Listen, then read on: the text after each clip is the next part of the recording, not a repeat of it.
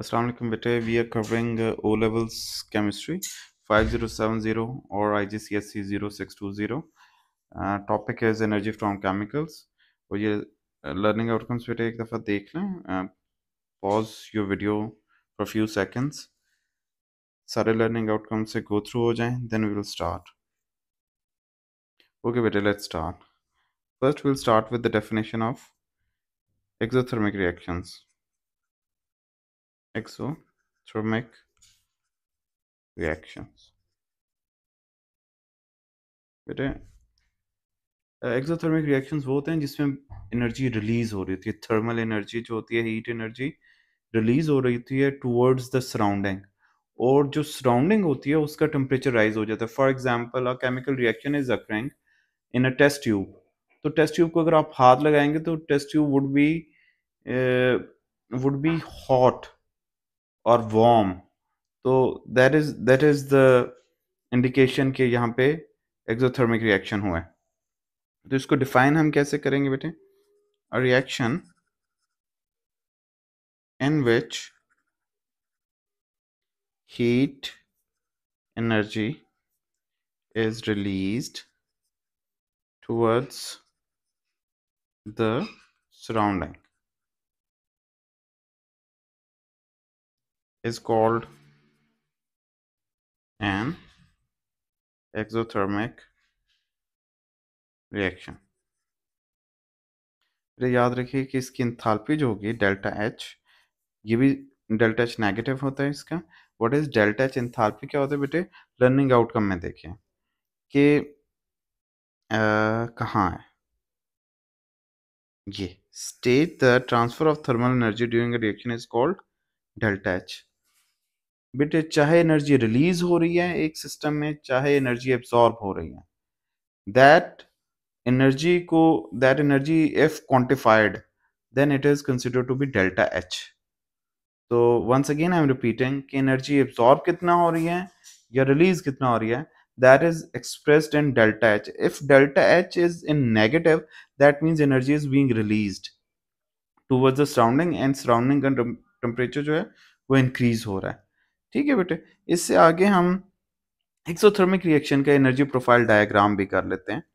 Energy profile diagram बेटे कैसे करते हैं? ये हम एक वर्टिकल लाइन लगाएंगे, एक हॉरिजॉन्टल, इस तरह एरोस लगा लेंगे. इस जगह आपने बेटे एनर्जी लिख लेना है, इसका भी एक नंबर होगा. Let me repeat, energy. और इस जगह बेटे रिएक्शन पाथवे लिख लें. इसको कई दफ़ा लेबल करने के ही मार्क्स होते हैं.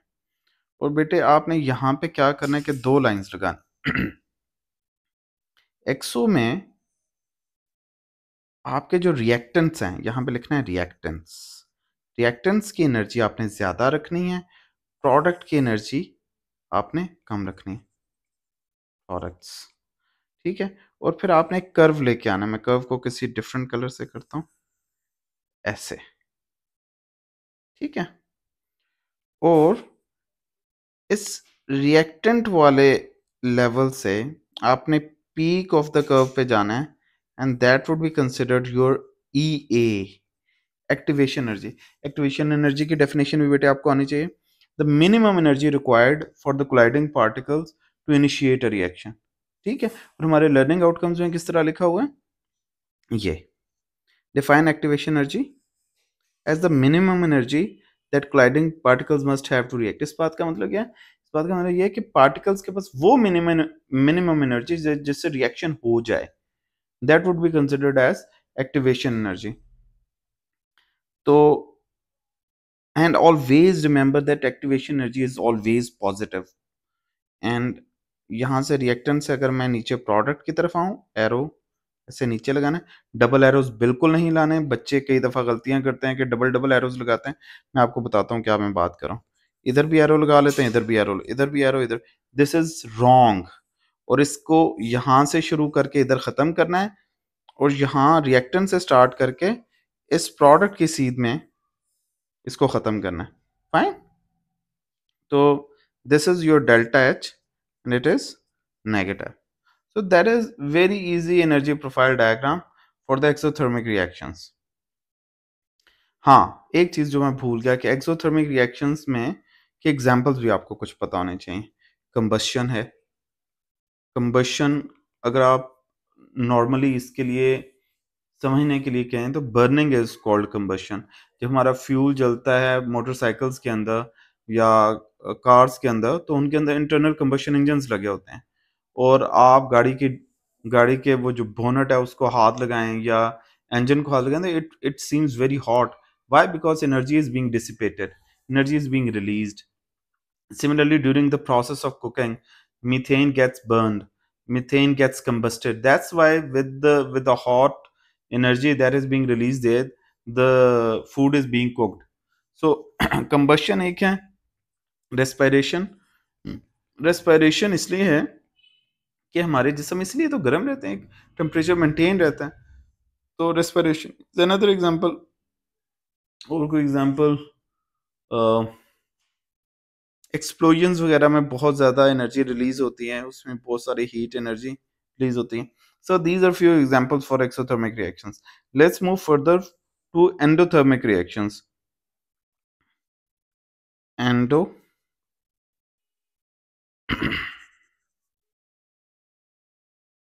Endothermic reactions. बेटे पहले मैं बता दूं, endothermic reactions are those reactions जिसमें energy is being absorbed from the surrounding. और जब आप एक टेस्ट ट्यूब जिसमें एक एंडोथर्मिक रिएक्शन हो रहा होगा, जब आप उसको टच करेंगे तो इट फील्स कोल्डर, उसका टेम्परेचर हाथों को ठंडा लगेगा। इवन आप थर्मामीटर के जरिए भी करेंगे तो जो इनिशियल टेम्परेचर होगा उसकी निस्बत, उसको उसके comparison final temperature would be lower. So that is the indication कि यहाँ पे एंडोथर्मिक रिएक्शन हुआ है। तो फॉर्मली अगर हम इसको लिखें तो how we are going to write it, we are going to write it like a reaction, let me, a reaction in which heat energy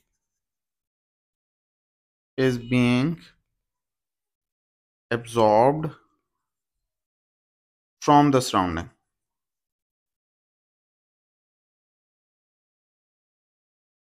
is called an endothermic reaction। Fine। Delta H बेटा हमेशा याद रखना है, इसका positive होएगा। इस बात का नेगेटिव और पॉजिटिव का मैं एग्जांपल भी देता हूँ। For example, for the negative आप इस तरह CH4 प्लस O2 कंबशन करो मीथेन की, कार्बन डाइऑक्साइड प्लस वाटर, इस तरह आपके राइट साइड पे लिखा होगा। मैं इसको थोड़ा सा इधर कर लूँ। इधर लिखा होगा -353 किलो जूल पर मोल। तो this minus value means that it's a exothermic reaction. Finally अगर इस जगह कुछ होगा, फॉर एग्जांपल आप क्रैकिंग कर रहे हैं, C4H10 है, उसको आपने क्रैक कर लिया, it become C4H8 plus H2। ये एग्जांपल है जनरल, याद रखने की जरूरत नहीं है। तो इस जगह की वैल्यू कुछ इस तरह की नजर आएगी, प्लस टू, ये सपोज्ड वैल्यू में डाल रहा हूँ, 256 kilo joule per mole। So this positive value indicates on the right side that it's an endothermic reaction। कुछ एग्जांपल्स लिख लें। सबसे पहले क्रैकिंग, फोटोसिंथेसिस, जहां दरख्त ज्यादा होते हैं आपको ठंडक का एहसास इसलिए होता है कि वहां that is endothermic process. Thermal decomposition,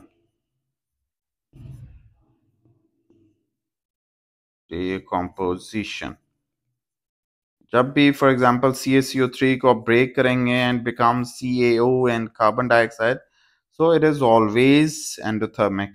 इसके अलावा बेटे नाइट्रेट्स की सॉल्युबिलिटी, आमतौर पे नाइट्रेट सॉल्युबिलिटी जब आप करेंगे, वो एक रिएक्शन तो नहीं है बट एक प्रोसेस है, वो भी जो होगा दैट वुड बी एंडोथर्मिक। खैर, the next thing that we are going to do is कि हम इसका एनर्जी प्रोफाइल डायग्राम बना लें। एक सीधी लाइन इस तरह, दिस, इस साइड पे एनर्जी रख लेते हैं, इस जगह पे रिएक्शन पाथवे।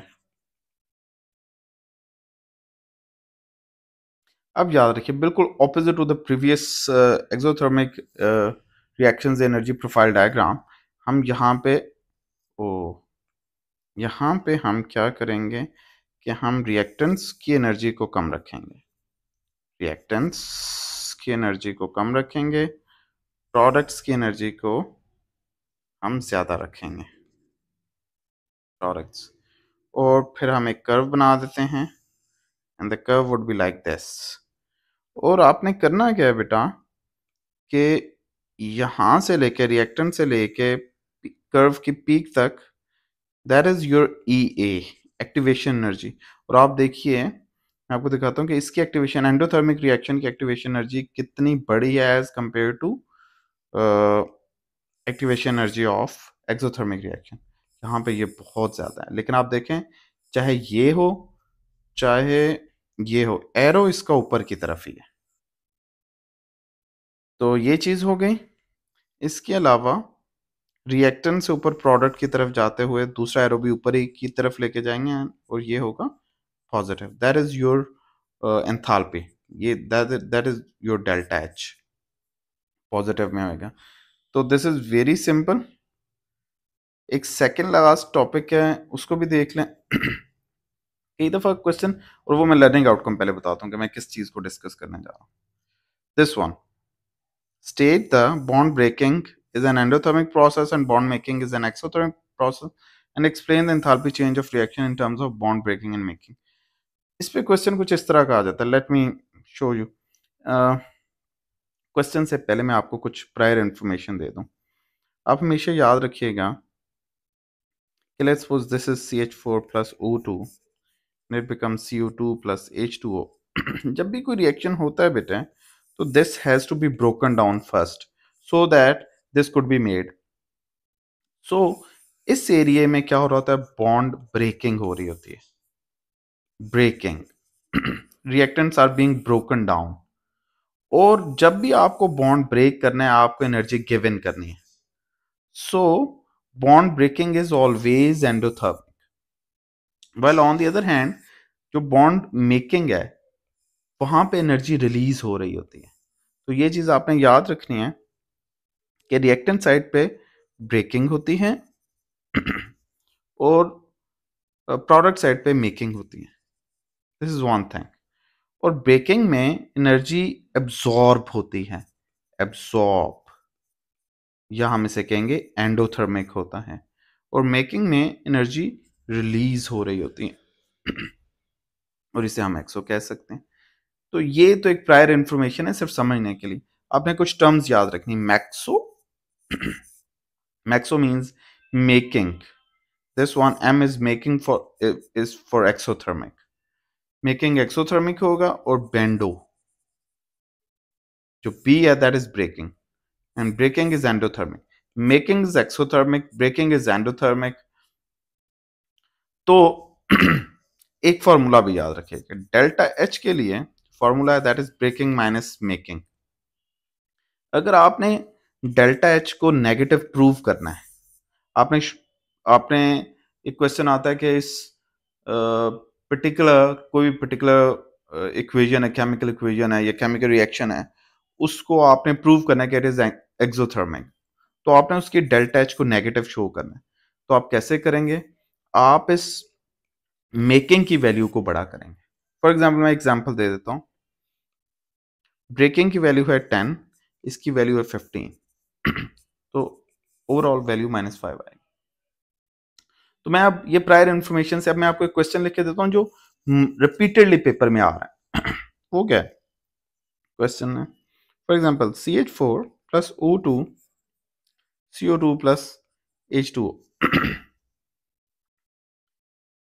अच्छा, क्वेश्चन में वो इक्वेशन दे दी उसने, अब वो कहेगा एक्सप्लेन दिस रिएक्शन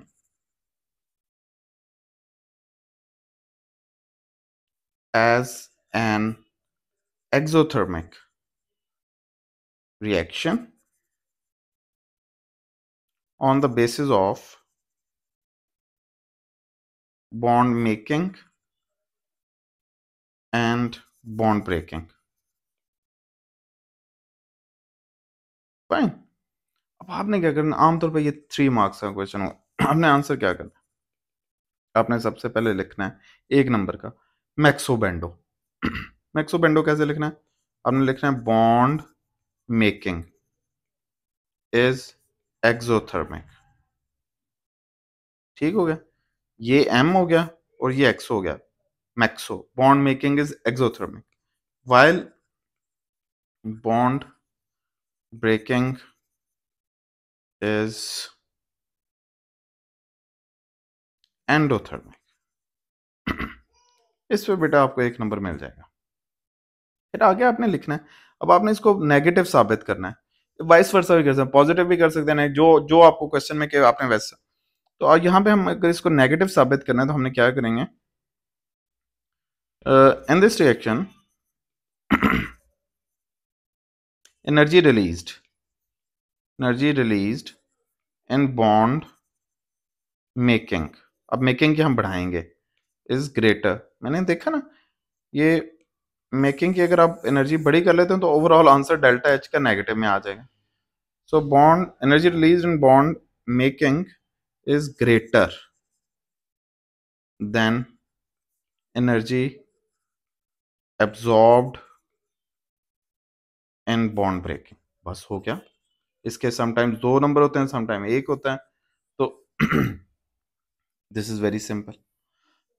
अब लास्ट लर्निंग आउटकम की तरफ बेटे चलते हैं। इसको वाइस वर्सा भी आप कर सकते हैं। अगर आपने इसको एंडोथर्मिक प्रूव करना है किसी रिएक्शन को, तो आप उसकी बॉन्ड ब्रेकिंग एनर्जी को ज्यादा कर लें और दूसरे को कम कर लें, तो आंसर उस तरह लिख लें। लास्ट लर्निंग आउटकम बेटे है calculate the enthalpy change of reaction using bond energies. बेटे बॉन्ड एनर्जीज आमतौर पर या तो क्वेश्चन में दी होंगी। फॉर एग्जांपल वो लिखेगा कि सी एच की बॉन्ड एनर्जी है 10 और सी डबल बॉन्ड ओ की है 15, और इस तरह ना उन्होंने एनर्जीज दी होंगी और वो कुछ इस तरह की बात करेंगे। फॉर एग्जांपल मैं आप एक रिएक्शन देता हूँ, CH4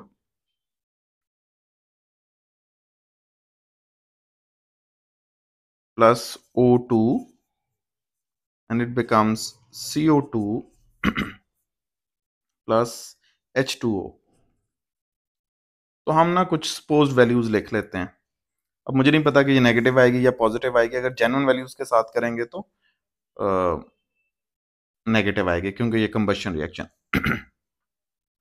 OH की हम एनर्जी कर लेते हैं 12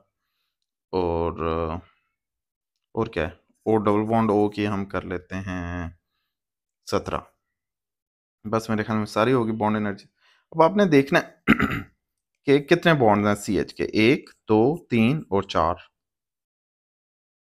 तो आपने क्या करना है, और अच्छा एक चीज और भी याद रखिए कि इस एरिया में ब्रेकिंग होनी है और इस एरिया में मेकिंग होनी है, एरो के उस तरफ।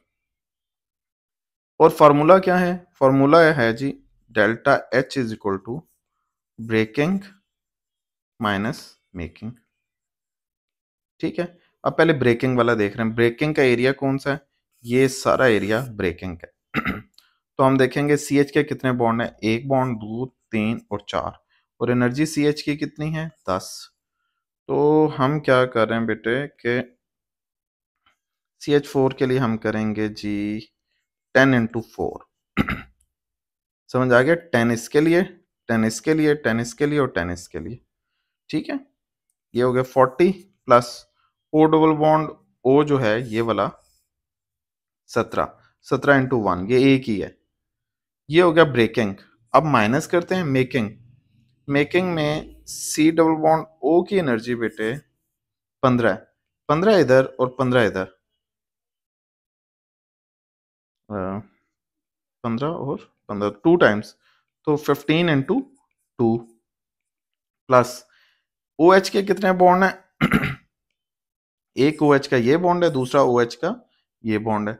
तो OH की एनर्जी हमने ये सारी सपोज्ड वैल्यूज हैं, 12 12 ये और 12 ये, तो 12 × 2, तो हम इसको कर लेते हैं 40 प्लस 17 माइनस 30 प्लस 24, 40 प्लस 17 56 हो गए, 30 प्लस 24 कितने हो गए 54। तो ये मेरा खैर ये प्लस में आ गया, तो ये +2। अदरवाइज इसे थोड़ा सा ज़्यादा आना चाहिए जेन्युइन वैल्यूज़ के साथ। तो आपने ये क्वेश्चन इस तरह करने हैं, अगर इस तरह का क्वेश्चन आ जाता है बेटे कि आपने in terms of bond energies के ज़रिए अगर निकालना हो डेल्टा एच को, बेटे that's it for the chapter, और गुड लक।